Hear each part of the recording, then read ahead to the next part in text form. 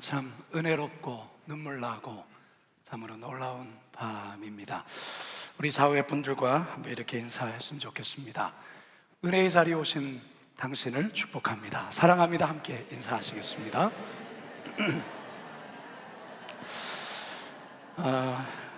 장례 광고부터 먼저 드립니다.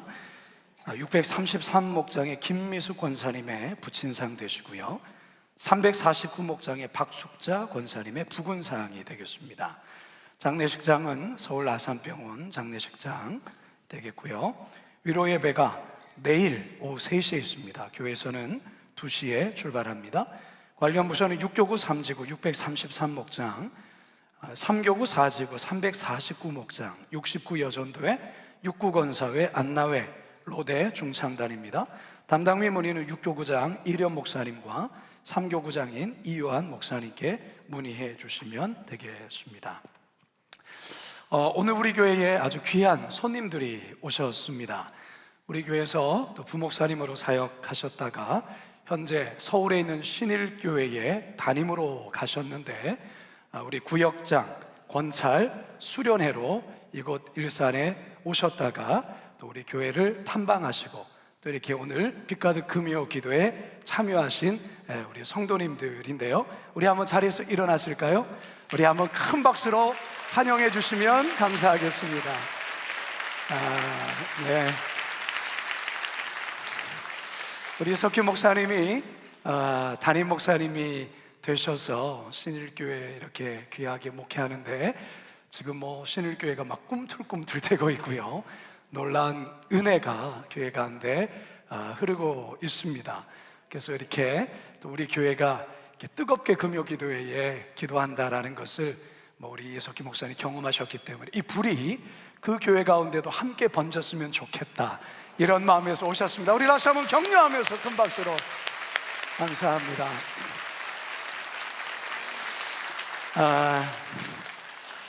네, 참 오늘 지난 우간다, 잠비아, 아프리카 선교와 그리고 특별히 우리 농인부에서 캄보디아 선교를 간 것들을 이렇게 보고해 주시면서 뒤에서 듣는데 정말 저 역시도 자꾸만 눈물이 왈칵왈칵 쏟아졌어요. 우리 하나님이 얼마나 기뻐하실까, 그리고 하나님 얼마나 우리의 기도에 신실하게 응답해 주셨는지, 우리 하나님 정말 기뻐하시겠다.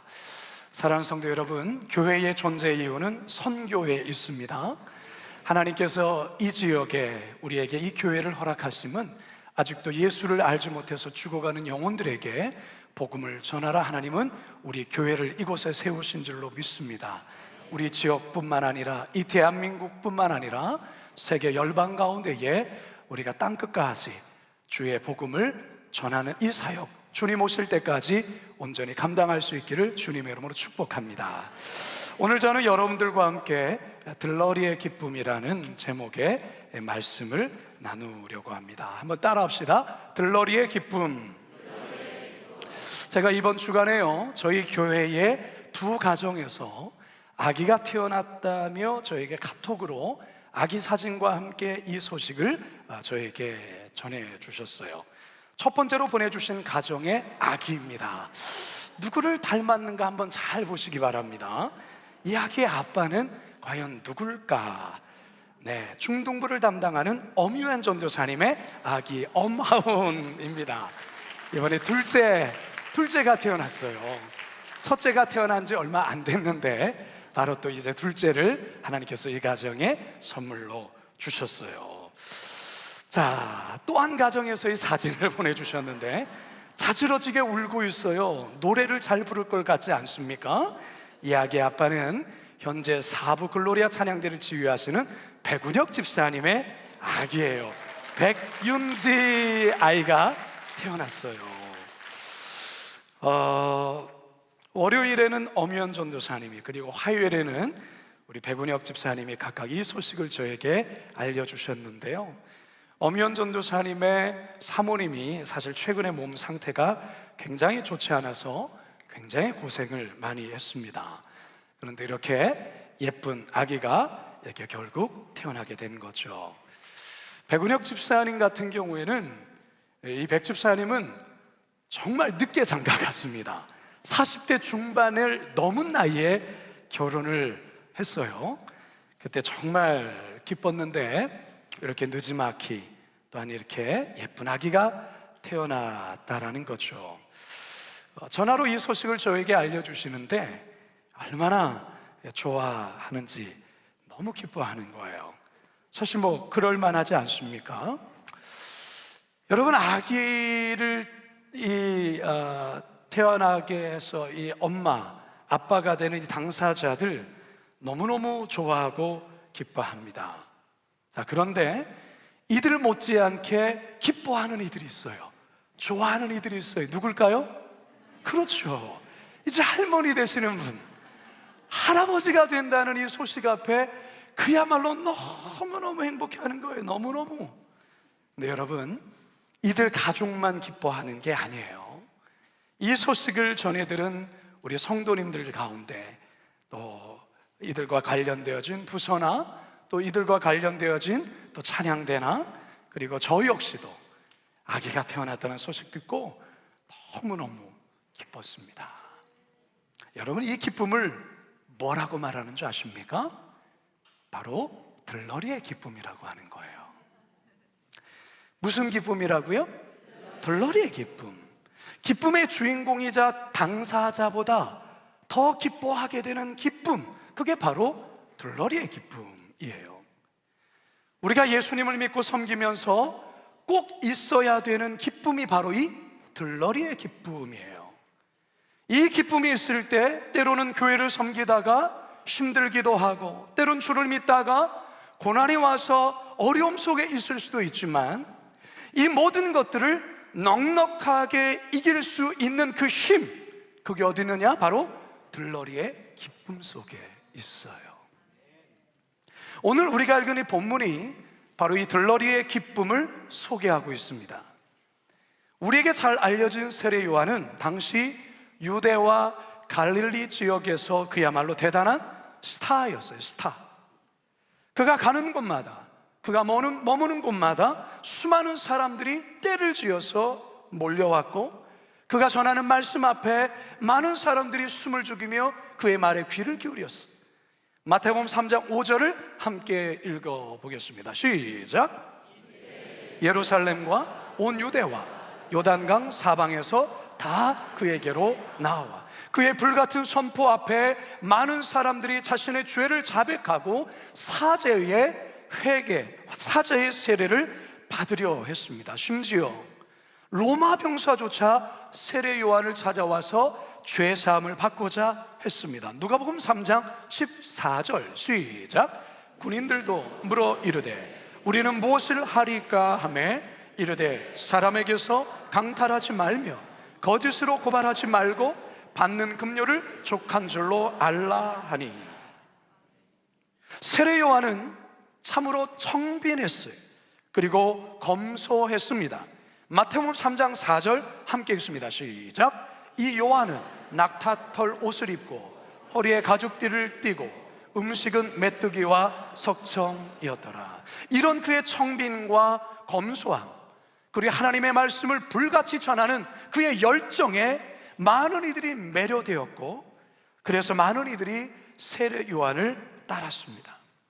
어떤 이들은 세례 요한을 보며 구약의 엘리야 선지자를 떠올리기도 했고, 심지어 혹시 이분이 그리스도가 아닌가? 혹시 이분이 메시아가 아닌가? 하는 이들도 있었어요. 누가복음 3장 15절 시작. 백성들이 바라고 기다림으로 모든 사람들이 요한을 혹 그리스도신가 심중에 생각하니. 자, 이 사람이 누구라고요? 세례 요한이에요. 이 때문에 그를 따르는 무리들도 많았고 그의 제자로 헌신한 이들도 많았습니다. 우리가 사도행전 19장을 보면 바울이 에베소에서 12명의 어떤 사람들을 만나는 장면이 나옵니다. 이들이 누구냐? 세례 요한의 가르침을 따르던 제자들이었어요. 그들은 성령의 세례가 있음을 알지를 못했죠. 그래서 바울을 통해서 이들은 성령 세례를 받게 됩니다. 그러니까 세례 요한의 명성과 그의 영향력이 세례 요한이 죽고 사도 바울이 전도하는 그 시대까지도 계속 이어졌다, 그 말이에요. 그러니까 세례 요한의 영향력이 실로 대단하다는 것을 알려주는 내용이죠. 베드로의 동생이 누구죠? 베드로의 동생 안드레가 바로 이 세례 요한의 제자였습니다. 그리고 아마도 학자들은 요한복음의 저자인 요한도 세례 요한의 제자였을 것으로 추정을 합니다. 자, 이처럼 세례 요한의 인기가 그야말로 하늘을 치솟고 있던 어느 날, 혜성처럼 등장한 새로운 인물이 나타납니다. 그가 누구냐? 나사렛 예수님이십니다. 예수님은 세례 요한이 사역하는 현장에 찾아오셨는데 세례 요한에게 세례를 받기에 오셨던 것입니다. 그런데 세례 요한이 예수님이 누구신지를 단번에 알아봅니다. 바로 저분이 그리스도시다라는 것을 알게 되는 거죠. 자, 보세요. 세례 요한의 주가가 그야말로 올라가고 있어요. 세례 요한의 설교에 많은 사람들이 떼를 지어서 모였어요. 세례 요한이 물 세례를 베푸는 그곳에 심지어 그 팔레스타인 이스라엘을 압제했던 그 로마의 병사까지도 죄사함을 받기를 원하며 찾아왔던 거예요. 그만큼의 영향력, 그러한 인기, 그의 주가가 올라가는 그러한 때에 그 인기를 능가하는 또 다른 존재가 혜성처럼 등장한다면 여러분 순간 어떤 마음이 들겠습니까? 굉장히 마음이 불편해지고 굉장히 많이 뭔가 긴장되고 뭔가 마음에 알 수 없는 어떠한 그 긴장이 흐르지 않겠습니까? 그런데 세례 요한은 전혀 그렇지 않았습니다. 그래서 자신을 따르며 심중에 세례 요한이 메시아 그리스도가 아닌가 생각하는 이들을 향해 세례 요한은 예수님을 이렇게 소개를 합니다. 마가복음 1장 7절과 8절 시작.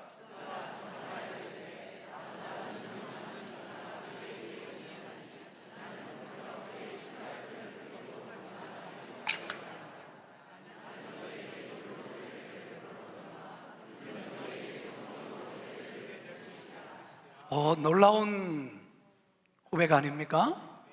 자, 요한복음 1장 29절과 30절도 함께 읽습니다. 시작. 이튿날 요한이 예수께서 자기에게 나오심을 보고 이르되 보라, 세상 죄를 지고 가는 하나님의 어린 양이로다. 내가 전에 말하기를 내 뒤에 오는 사람이 있는데 나보다 앞선 것은 그가 나보다 먼저 계심이라 한 것이 이 사람을 가리킵니다. 여러분, 참 세례 요한 대단하죠. 참 겸손한 사람이에요. 자, 그런데 우려했던 일이 벌어집니다. 그 우려했던 일이 뭐냐? 자, 이 세례 요한이 예수님을 향하여서 보라, 하나님의 어린 양이다. 세상 죄를 지고 가는 어린 양이다. 그가 나보다 먼저 계신 분이다. 나는 저분의 신발끈을 풀기도 감당치 못한다 라고 소개를 했어요. 자, 그런데 이 세례 요한의 말을 듣고 2명의 세례 요한의 제자가 예수님의 제자의 버스로 갈아타 버립니다. 자, 요한복음 1장 35절 37절 시작.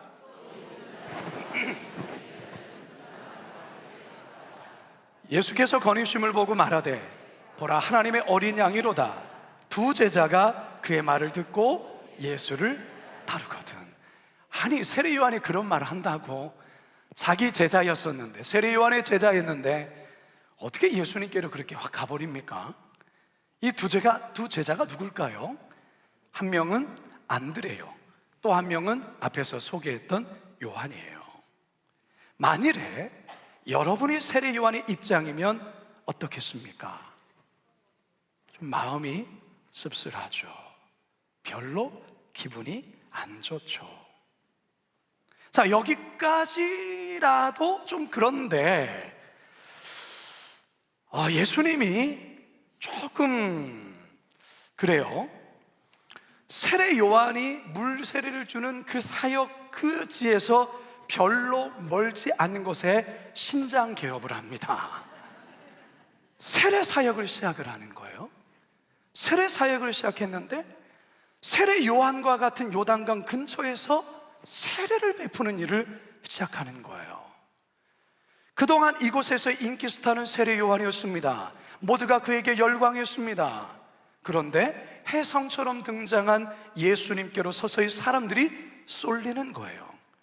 그동안 북적였던 세례 요한의 세례터가 조금씩 사람들이 적어져요. 더 나아가서 파리가 날릴 정도예요. 이것을 보다 못한 세례 요한의 제자들이 짜증을 냅니다. 그러면서 스승인 세례 요한에게 불만을 터뜨립니다. 그게 오늘 우리가 읽었던 본문의 말씀이에요. 자, 26절을 함께 읽습니다. 시작. 라피어 선생과 함께 요단강 저편에 있던 이곳 선생님이 증언하시던 이가 세례를 베풀매 사람이 다 그에게로 가. 여러분처럼 은혜롭게 이렇게 읽으면 안 돼요. 제자들이 그러한 분위기와 그러한 말투로 했을까요? 라피어! 지금 이럴 때가 아니에요. 지금 아니 저 요단강 저편에 있던 선생님이 증언했던 그 작자 말이에요. 그가 세례를 베푸니까 다 가버렸어요. 다 가버렸어요. 우리 이제 망했어요. 망했어요. 그 말이에요. 정말이라니까요. 세번역 성경을 한번 읽어보실까요? 세번역 성경 시작. 요한의 제자들이 요한에게 와서 말합니다. 라피님 보십시오. 요단강 건너편에서 선생님과 함께 계시던 분, 그 선생님께서 증언하신 그분이 세례를 주고 있는데 사람들이 모두 그분에게로 모여듭니다. 요한의 제자들 말투를 보면 이들이 얼마나 화가 났는지 알 수 있어요. 이 요한의 제자들이 예수님에 대해서 예수님 이렇게 얘기하지 않아요. 그런 표현 쓰지 않아요. 선생님과 함께 요단 저편에 있던 이 이렇게 표현하고 있어요. 선생님이 증언하시던 이 이렇게 표현하고 있다 그 말이에요. 자존심 상한 거예요. 자, 이렇게 이야기하는 제자들, 이들에게 세례 요한이 뭐라고 말할까? 28절 함께 읽습니다. 시작. 말한 바 나는 그리스도가 아니요 그의 앞에 보내심을 받은 자라고 한 것을 증언할 자는 너희니라. 이게 무슨 말입니까? 내가 이미 너희들에게 말하지 않았느냐? 난 그리스도가 아니야. 단지 그의 앞에 보내심을 받은 자야. 내가 그리스도 앞에 보내심을 받은 자라고 증언할 자가 바로 너희야. 너희가 그것을 증거해야 돼. 이런 말이에요. 심지어 세례 요한이 이 제자들에게 심지어 이렇게까지 말합니다. 그게 30절 시작. 그는 흥하여 나는 쇠하여야 하리라. 여러분, 이 말이 진심일까요? 아니면 체면상 자존심의 어떤 그런 말일까요? 우리 속담에 사촌이 땅을 사도 배가 아프다 이런 말이 있지 않습니까? 여러분 어떻게 생각합니까? 이 세례 요한의 말이 진심입니까? 네, 진심 맞아요. 진심이에요. 그냥 하는 말이 아니에요. 진심이에요. 그렇다면 이제 중요한 것은 어떻게 이러한 고백을 진심으로 할 수 있을까? 그 비결이 뭘까? 오늘 우리가 이 밤에 우리가 귀한 주의 음성으로 들어야 될 부분이 바로 이 부분이에요. 그 비결이 바로 29절에 나와 있어요. 같이 한번 읽어봅니다. 시작. 신부를 취하는 자는 신랑이 나서서 신랑의 음성을 듣는 친구가 크게 기뻐하나니 나는 이러한 기쁨으로 충만하였노라. 바로 이겁니다. 친한 친구가 결혼할 때 그 옆에서 그 모습을 지켜보는 친구가 크게 기뻐한다라는 거예요. 이게 바로 들러리로서의 기쁨이라는 거예요. 세례 요한은 이 기쁨으로 나는 충만하다라고 말하고 있어요. 여러분, 세례 요한은 자신이 그동안 무대의 주인공이 되어서 모두가 관심을 주고 이목이 자신에게 쏠려서 그래서 기뻤던 게 아니에요. 제자들은 우리의 스승이 인기가 높고 사람들에게 잘 알려지고 대단한 분이니까 자기들도 어깨를 으쓱하며 기뻐했었을 거예요. 그러니까 사람들이 다 도망가니까 스승님 지금 이럴 때가 아니라니까요, 화를 내는 거예요. 분노하는 거예요. 그러나 이들이 착각하는 것이 있었어요. 세례 요한은 사람들에게 인기로 말미암아, 사람들이 몰려오는 것으로 말미암아 그것으로 기뻐했던 것이 아니에요. 세례 요한의 기쁨은, 그 이유는, 그 원인은 거기에 두지 않았어요. 세례 요한은 자신을 부르신 하나님께서 맡겨주신 그 일을 수행하는 그 자체에 대한 행복과 즐거움이 있었어요. 하나님이 자신에게 주신 그 역할, 그것은 바로 오실 그리스도의 길을 예비하는, 그리고 회개의 세례를 전하는 바로 그 일이었어요. 그것으로 기뻤던 것이죠. 그런데 이제 그분이 오셨기 때문에 자신이 해야 할 역할은 여기까지라는 것을 세례 요한은 알았다라는 것이죠. 거기서 세례 요한은 기쁨을 느꼈고 거기에서 그는 보람을 느꼈던 거예요. 이제 그분이 주인공이 되어 사역하는 것을 진심으로 축하하고 기뻐하고 감사해하고 있는 거예요. 이게 바로 들러리로서의 기쁨이라는 것입니다. 그분이 흥하면 나는 쇠하고 사라져도 아무 상관이 없다. 이게 바로 들러리로서의 기쁨을 누리는 자의 태도며 자세라는 것입니다. 바로 그리스도인들은 바로 이런 기쁨을 가지고 있는 자들이에요. 우리 그리스도인의 기쁨의 이유가 바로 여기에 있어야 되는 거예요. 세상은 안 그래요. 세상은 자신의 주인공이 되어서 모든 스포트라이트를 받을 때에 기뻐해요. 행복해요. 모든 사람은 엑스트라이고 나는 무대의 주인공이 되었을 때에 자신에게 이목이 쏠리고 자신에게 모든 관심이 쏠릴 때에 나는 행복하다 말하는 거예요. 그건 세상 사람들이에요. 그러나 그리스도인은 그렇지 않아요. 그리스도인은 주인공으로서의 기쁨이 아니라 들러리로서의 기쁨을 가지고 있는 자예요.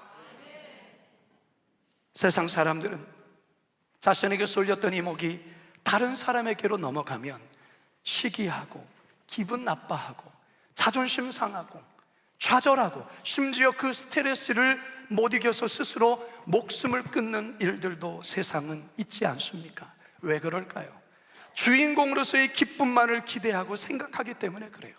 들러리로서의 기쁨을 모르기 때문에 그러는 거예요. 세례 요한은 그동안 자신이 스포트라이트를 받아서 행복했던 게 아니에요. 그것이 기쁨의 이유가 아니에요.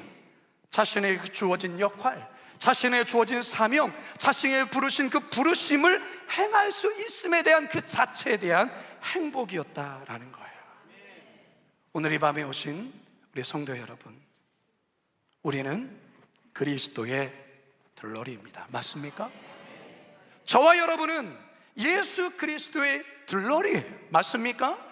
그렇다면 들러리로서의 기쁨을 가지고 있어야 합니다.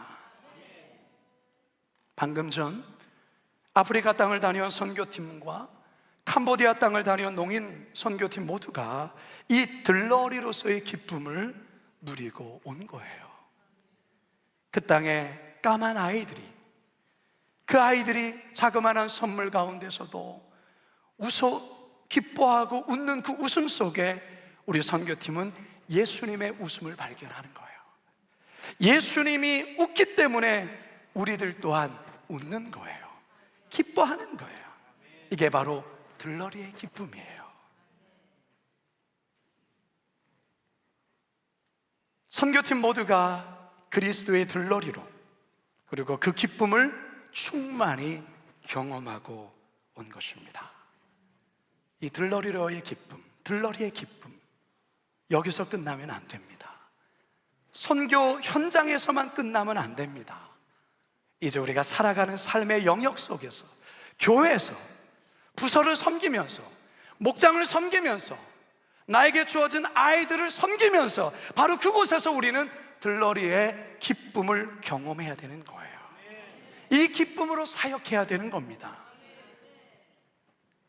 그럴 때 우리가 이 땅의 모든 사명을 마치고 주님 앞에 섰을 때 우리는 들러리로서의 최선을 다하여 우리 주님만을 주인공으로 내세우며 기뻐했던 우리가 그 나라에 갔을 때 우리 주님은 우리를 그 나라의 주인공으로 세워주시면서 우리를 향해 칭찬과 기쁨과 그리고 축하의 박수를 우리에게 보내주실 겁니다. 바라기는 이 땅을 살아가시면서 들러리로서의 기쁨을 누리시고 감격하시면서 우리의 사명을 다 감당하고 주님 앞에 섰을 때 주님으로부터의 주인공으로서의 기쁨의 영광과 즐거움을 누리는 우리 모두가 되길 주님의 이름으로 축원합니다. 축원합니다. 축원합니다.